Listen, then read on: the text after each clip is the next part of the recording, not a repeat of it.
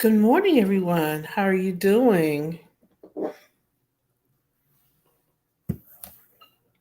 Welcome to this morning's edition of Contractor's Chatter. I am your host, Luciana Turner, and come in the room. You know how we do. Say hello. If you find value in this content, share it amongst your peers, amongst your platform. Don't grow or go alone. I believe the proverb is if you want to go fast, go alone. But if you want to go far, go together. I paraphrased, but you get the point. Excuse me. But hold on for like a half a second, people.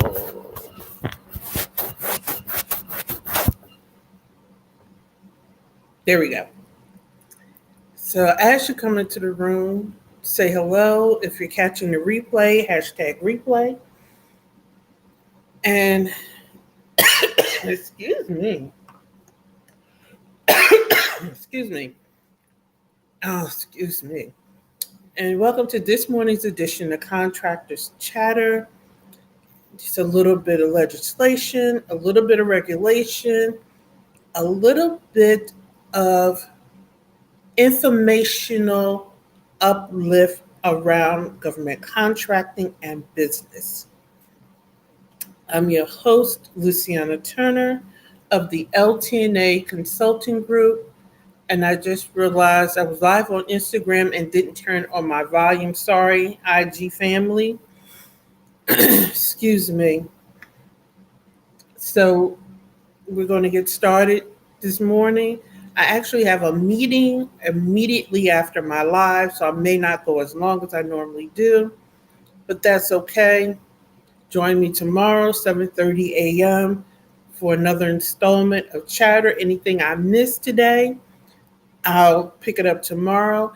Anything I wasn't clear on, send me a message and I'll clarify it. But there is a particular question I received in I charge my other device, so I'm able to pull up the question this morning. Actually, I want to start at this point.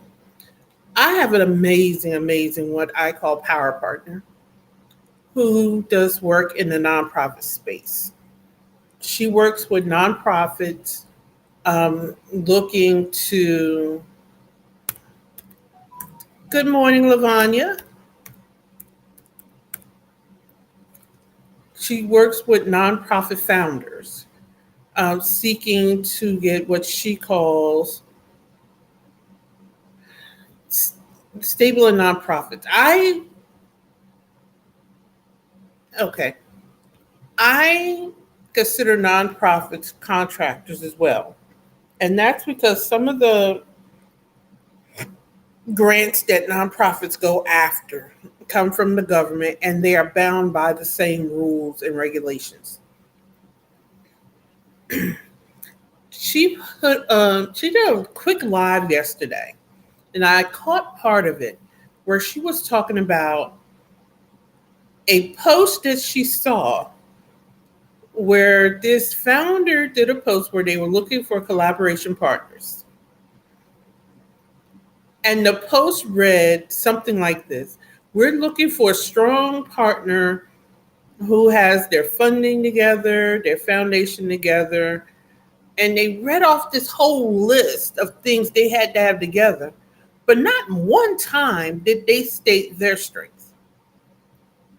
Not one time did they say if they had any of those things.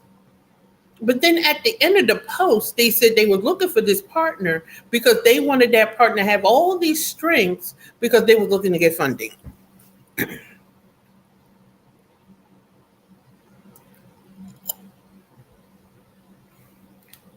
And I brought that up in particular this morning because I find that happens in government contracting as well.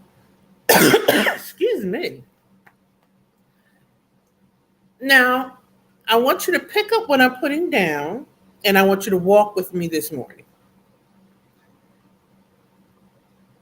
When you partner with another company, that company should have capabilities that you do not have. That company should have capabilities that you either do not have or is a weakness of yours. That is not what I'm saying.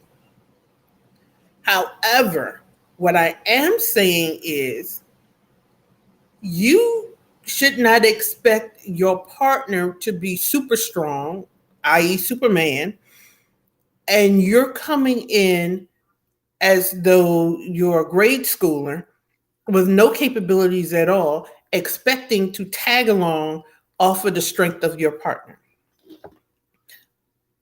She asked a very good question. Are you partnership ready? And then I'm going to tag along to that question and ask the question, are you collaboration ready? There are too many companies who heard somebody, excuse me, this morning, who heard somebody talk about joint ventures, partnerships, and collaborations in a free seminar, webinar, or whatever, and jumped on a bandwagon to exploit, and I'm going to use the term exploit. And exploitation does not necessarily mean that you have evil intent. It just means you're trying to do something without the necessary knowledge. That's why I'm using the term exploit. Exploit an advanced strategy and enter into something without the ability to do it. And you're either going to exploit that relationship or get exploited because the person you're partnering with is going to recognize you don't know what you're doing, see that you have access to something they don't have access to, and take advantage of it. I.e., you're a certified firm. They want access to certified contracts. They use your certification to get access to those contracts. Get access to those contracts because you, as the prime, bear the responsibility, run those contracts, and then when trouble comes, they get ghost because you're the one on the hook. Get exploited because you don't take the time to learn the proper rules and regulations and expend the money with wise counsel so that you have the proper safe holds in place. You see how we have to build on this thing. You learn about a technique, the rule of mention. You learn how it's used. You gain some knowledge. You hire somebody to help you use it, a consultant, a coach. Then you execute. There are layers to this thing. And it all starts with getting beyond the ignorance of what it is you know, and ignorance means lack of knowledge, getting beyond that. I am having so much trouble this morning. Excuse me. I'm about to choke myself to death. excuse me, it's getting me on that lack of knowledge. And you can't get me on the lack of knowledge so that you can execute in excellent this advanced knowledge. Oh, excuse me.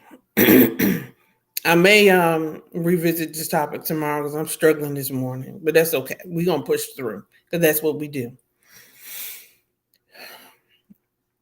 So she brought up a very good question. When you have all these criteria for the person you're partnering with, do you meet the criteria you're putting out there?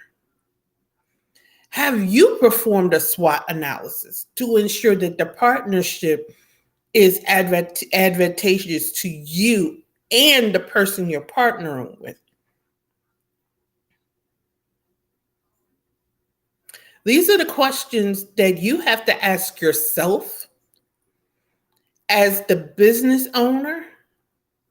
Because I'm telling you, the person you're trying to partner with, they're asking them that question.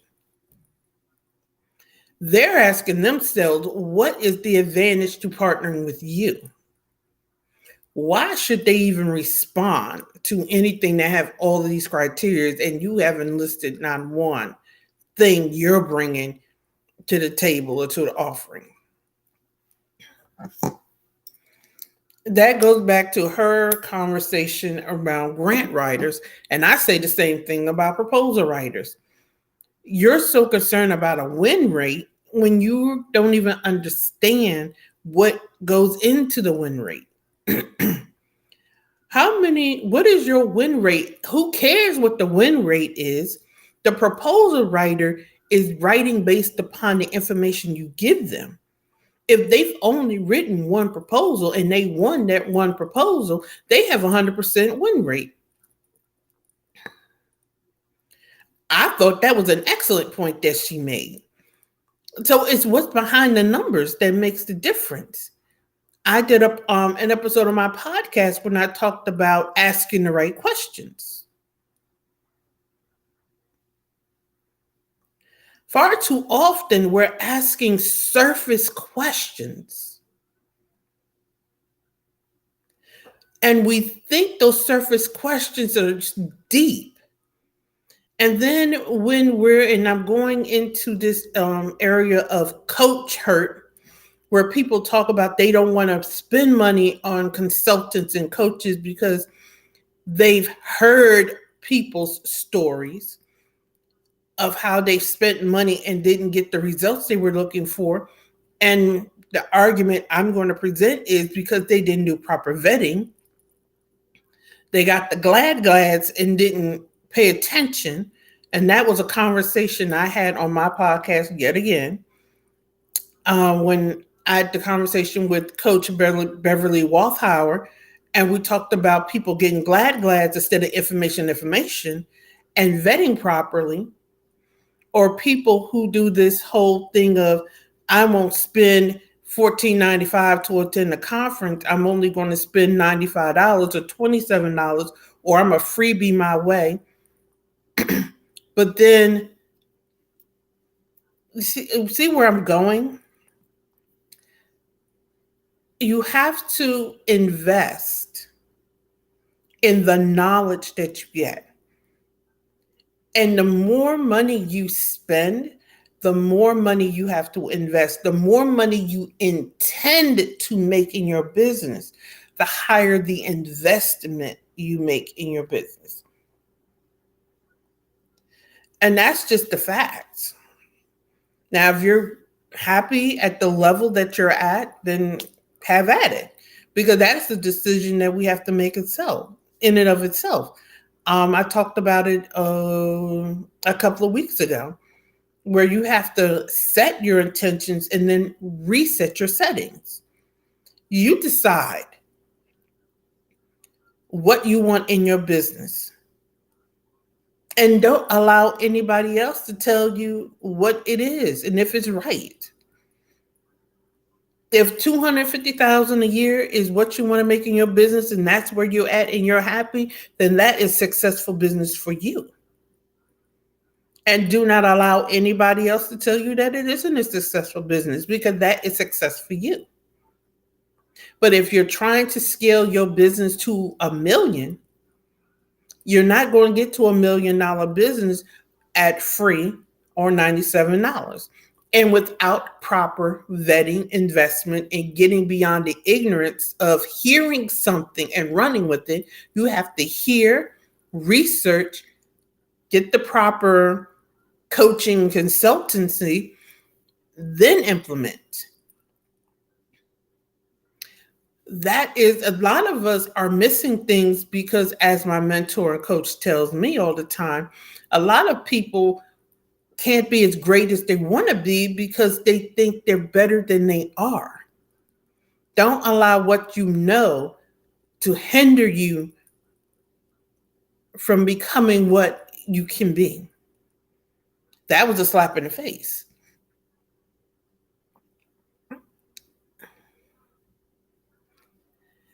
And it wasn't a slap in the face because they was insulting me. It was a slap in the face because, and that's such a truism, you have to invest in your business and yourself.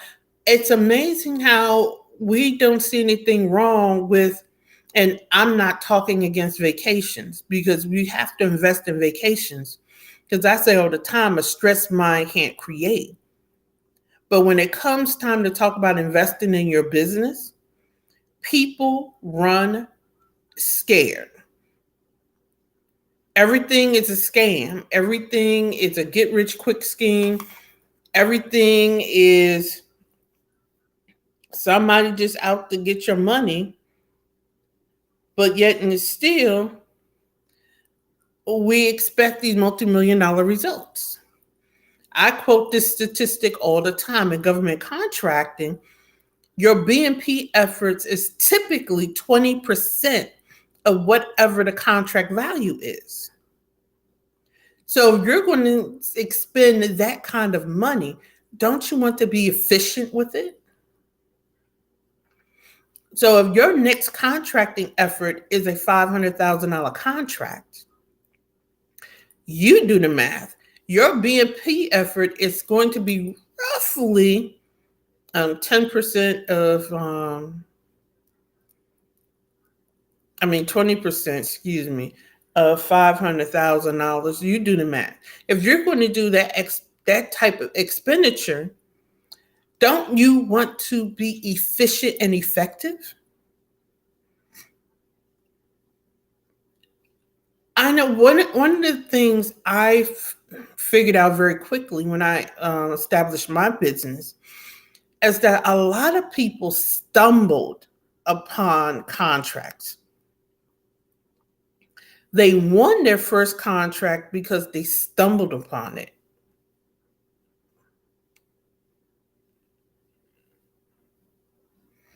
Oh, wow. Um, but how many? I know somebody, they've won two contracts 2 years ago. And when I interviewed them because I was thinking about doing a panel discussion on for new contractors of, here are the steps. And I was interviewing a series of people to talk about, and these are the steps you need to take to get your first two or three contracts, the pitfalls, the failures. And what I came across was a lot of these people had no clue how they won those contracts. None whatsoever. None. They couldn't duplicate those steps if they tried. And I'm going to go here. One person admitted that they had no idea.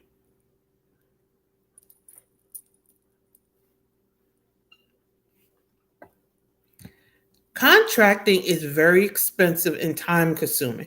I was looking at RFPs last night that I'm getting ready to respond to. The average bid and proposal effort is hours of intensively. I develop my own rates, so I know what it takes to develop rates. Next year, I'm hiring a rates person to do it. Yes, I'm putting that out there in the atmosphere because I ain't doing it no more. Because it's literally a full week of my time to develop my budget. I basically do my own forward pricing, and then I do my own rates.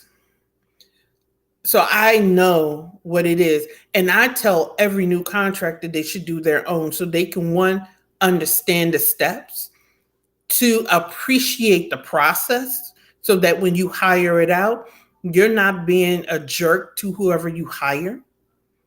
Three, you're not held hostage in the event that person gets sick or quit. You can step into the role until you can replace them.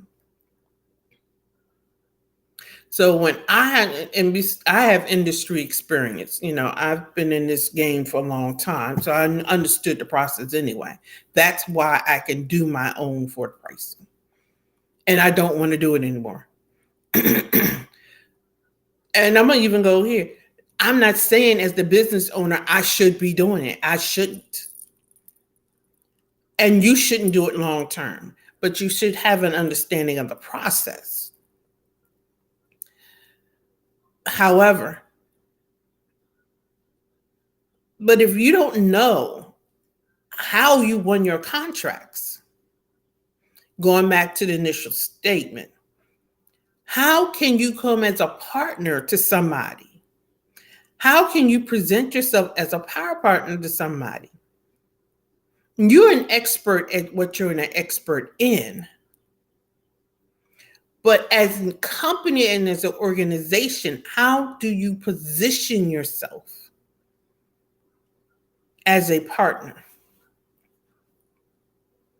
And then, once again, people want to jump on the joint venture train. How do you present yourself as a joint venture partner if you cannot answer those basic questions?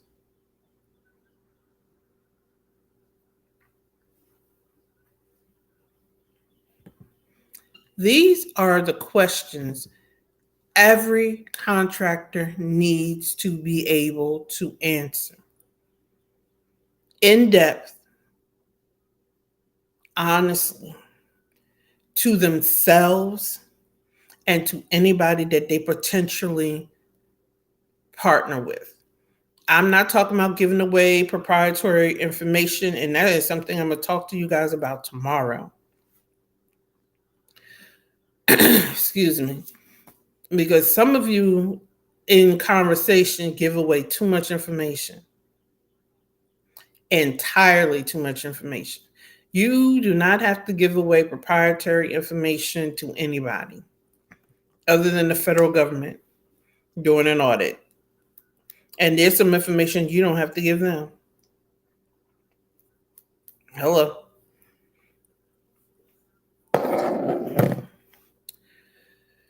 So with that said, I want you to keep in mind the contractor intensive registration is open.